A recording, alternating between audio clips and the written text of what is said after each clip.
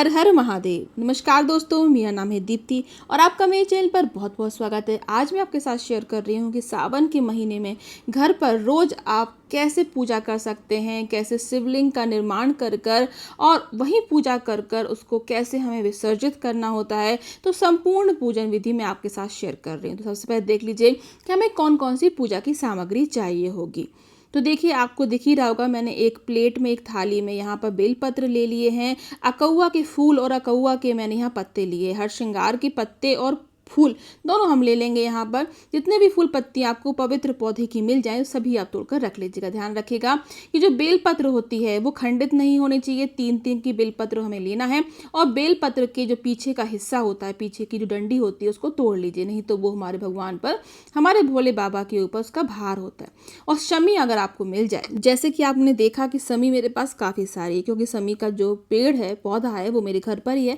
इसी वजह से मैं रोज ही भोले बाबा पर, अपने शिवलिंग पर जो शमी है वो चढ़ाती हूँ। तो शमी जो होती है, ऐसा माना जाता है कि शमी एक जो पत्ती होती है वो 100 बेलपत्र के बराबर होती है, इसलिए शमी अगर आपको मिल जाए तो बहुत ही उत्तम रहेगा।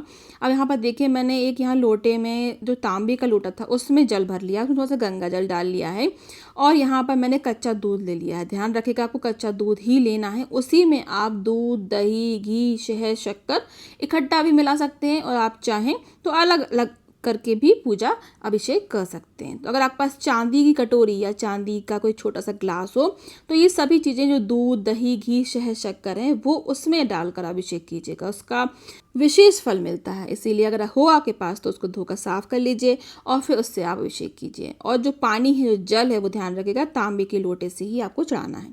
यहाँ पर आपको धूप, दीप, नैवेद्य चाहिए और यहाँ पर मैंने माता पार्वती के लिए कुछ सुहाग का सामान निकाल कर रख लिया है। अगर आपके पास हो तो ज़रूर चढ़ाइएगा। यहाँ पर केसर वाला चंदन और यहाँ सफ़ेद चंदन मैंने ले लिया है। ये दोनों चीज़ें हमें ज़रूरी चाहिए हैं। हो सके तो आप सफ़ेद चंदन जो लकड़ी वाला होता है वो घिसकर जो हम इस्तेमाल करते हैं, अगर वो हो तो वो सबसे ज़्यादा उत्तम होता है।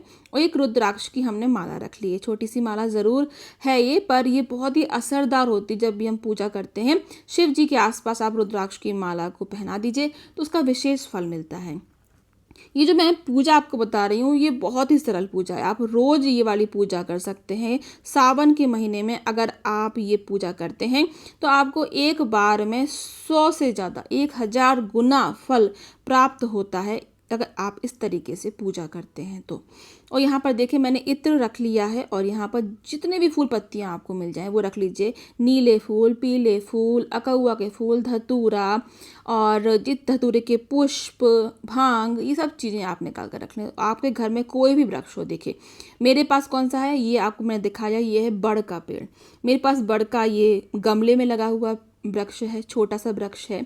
मैं इसमें ही पूजा कर कर आपको दिखा रही हूँ। आपके पास अगर शमी का वृक्ष है, घर में पौधा है, या फिर आपके पास बेलपत्र का पौधा है, या फिर कोई भी पौधा, सिर्फ तुलसी को छोड़कर कोई भी पौधे में, गमले में आप ये पूजा कर सकते हैं।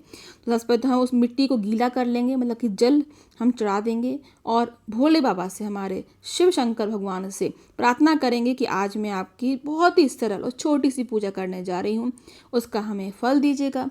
अगर कोई भूल हो जाती है तो माफ़ कीजिएगा। ये हम क्यों कर रहे हैं वो भी मैं आपको बताती हूँ। आप चाहें तो अलग से प्लेट पर भी अभिषेक कर सकते हैं, शंकर जी बनाकर, शिवलिंग बनाकर। पर ये जो विधि है ये बहुत ही आसान है। इसको अलग से आप कुछ भी नहीं करना है। इसको उठाकर अलग से अभिषेक करके आपको विसर्जन करने नहीं जाना है। आप यहीं पूजा कर सकते हैं शिवलिंग की बनाकर, और कुछ घंटे बाद आप यहीं की यहीं बहुत सारा जल डालकर इसका विसर्जन भी कर सकते हैं। इसीलिए आपको कहीं जाने की ज़रूरत नहीं पड़ेगी। तो देखिए, यहाँ पर आपको कुछ भी मेहनत नहीं करना है। थोड़ी सी वहीं की मिट्टी ले लीजिए, जो गमले की मिट्टी होती है, और इससे आपको एक शिवलिंग का निर्माण करना है। मन में ओम नमः शिवाय, ओम नमः शिवाय, ओम नमः शिवाय का जाप करते रहना है। अगर आपको रुद्राष्टक आता है तो उसका जाप कर लीजिए, शिव स्तुति आती है तो उसका जाप कर लीजिए। और यहाँ पर पूरा भाव से भगवान की हमें स्थापना करनी है। तो यहाँ पर देख सकते हैं आप कि हमारे बहुत ही सुंदर से शिवलिंग बन गई है। अब सबसे पहले हम गंगा जल से अभिषेक करेंगे, फिर हम दूध, दही, घी, शहद, शक्कर से अभिषेक करेंगे। अगर कुछ भी नहीं है तो कच्चे दूध से अभिषेक कर लीजिए, बस गर्म दूध नहीं होना चाहिए, कच्चा दूध हमें लेना है, रॉ मिल्क। ओम नमः शिवाय का जाप हम बीच में करते रहेंगे।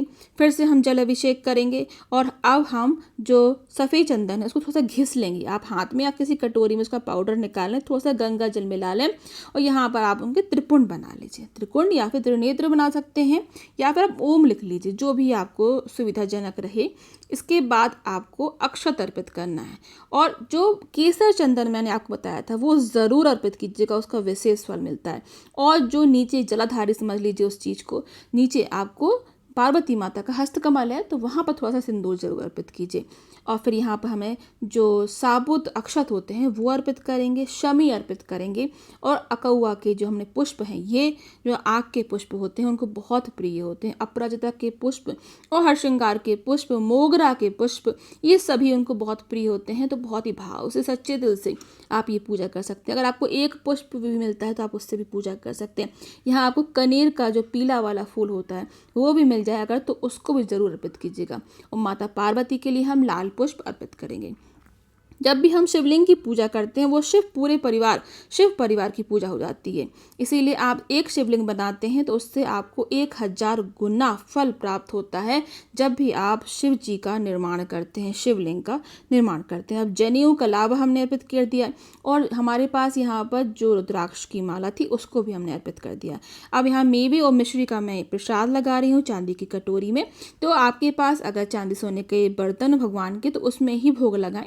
जितना अच्छे से अच्छा आप करने की कोशिश करेंगे, भगवान भी आपके जीवन में अच्छे से अच्छा वो आपको फल प्रदान करते हैं। और थोड़ी सी मैंने यहाँ काला तिल भी अर्पित किया, इससे आपके पापों का नाश होता है। अगर आप चाहें तो अलग से थोड़ा सा हवन कर भी जो काला तिल है उसको छिड़क सकते हैं। तो यहाँ पर देखिए मैंने धूप जला दी है, इत्र लगा दिया है और यहाँ पर आपको सफ़ेद या पीला जो भी जनेऊ मिल जाता है वो आप अर्पित कर सकते हैं। कोई भी इसमें डरने वाली बात नहीं है। अगर सामग्री में कोई कमी रह जाती है तो आप सिर्फ शंकर जी पर 1 लोटा जल भी चढ़ाएंगे तो उससे वो प्रसन्न हो जाते हैं। बहुत ही भोले बाबा होते हैं हमारे। यहाँ पर देखिए मैंने पार्वती माता के लिए सुहा का सामान अर्पित कर दिया है।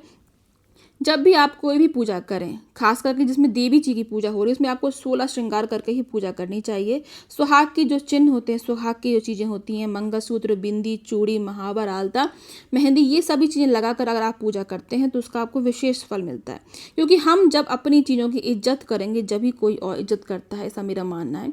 तो आप सभी चीज़ों से सज संवर लीजिए, आरती कीजिए। कपूर की आरती और घी की बाती से आपको आरती करना है यहाँ पर। और आप परिक्रमा लगा लें पूरी, और जहाँ आप खड़े हैं वहीं से आप परिक्रमा लगा लें। क्योंकि जब हम शिव जी की पूजा करते हैं तो जब आपने देखा होगा मंदिर में मैंने पूजा करके दिखाई थी, उसमें मैंने आधी परिक्रमा लगाई थी। क्योंकि कभी भी शिव जी की पूरी परिक्रमा नहीं लगाई जाती। जहाँ से जलाधारी होती है वहाँ पर 36 करोड़ के देवताओं का वास होता है, उसको लांघा नहीं जाता है। तो इस तरीके से आप चाहें तो घर पर इस तरीके से पूजा कर सकते हैं डेली, और आप चाहें तो मंदिर में जाकर भी पूजा कर सकते हैं, अभिषेक कर सकते हैं। उसकी विधि मैंने कल ही शेयर की है, अगर आपने ना देखी हो तो आप देख लीजिएगा, संपूर्ण जानकारी आपको मिल जाएगी। अब देखिए हमारी यहाँ पूरी पूजा हो गई है। अब 1-2 घंटे के बाद सभी सामान आप उठा लें, फूल पत्ती सब विसर्जित कर दें किसी भी पेड़ पौधे में। और फिर इसके बाद आप जो हमारे शिव लेंगे उसको यहीं पर खूब सारा जल डालकर विसर्जन कर दीजिए। तो चलिए आज की ये वीडियो मैं यहीं समाप्त करती हूँ। आशा करती हूँ आपको ये वीडियो अच्छा लगा होगा। इस वीडियो को लाइक, शेयर एंड सब्सक्राइब करना बिल्कुल भी ना भूलें। सावन का महीना 22 तारीख से 19 तारीख तक रहेगा, तो आप इस तरीके से पूजा घर में ज़रूर कीजिएगा। आप सभी का बहुत बहुत धन्यवाद।